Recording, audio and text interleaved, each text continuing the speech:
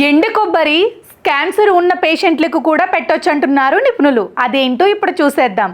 ఎండు కొబ్బరి ఆరోగ్యకరమైన కొవ్వులు, యాంటీ ఆక్సిడెంట్లు, పోషకాలకు అద్భుతమైన మూలం.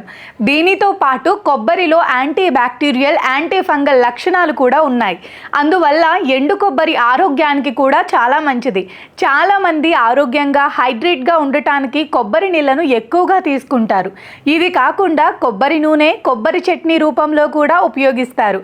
పోషకాలు అధికంగా ఉండే కొబ్బరి ముక్కను తినడం వల్ల శరీరంలో రోగనిరోధక శక్తి పెరగటమే కాకుండా జ్ఞాపక శక్తి కూడా పెరుగుతుంది. అధిక కొలెస్ట్రాల్తో బాధపడుతున్న వారికి ఎండు కొబ్బరి ఎంతో మేలు చేస్తుంది. ఇందులోని పోషకాలు చెడు కొలెస్ట్రాల్ తగ్గించడంలో సహాయపడతాయి. ఎండి కొబ్బరిలోని పోషకాలు అధిక రక్తపోటును నివారించడంలో కూడా సహాయపడతాయి.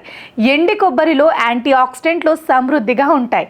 అందువల్ల ఫ్రీ రాడికల్ని తొలగించడంతో పాటు ఆసక్తికర ఒత్తిడిని తగ్గించడం ద్వారా రోగ నిరోధక శక్తిని పెంచడానికి అద్భుతంగా సహాయపడుతుంది.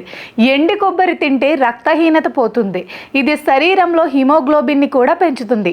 ఉదయాన్నే ఖాళీ కడుపుతో ఎండు కొబ్బరి తినటం చాలా మంచిది.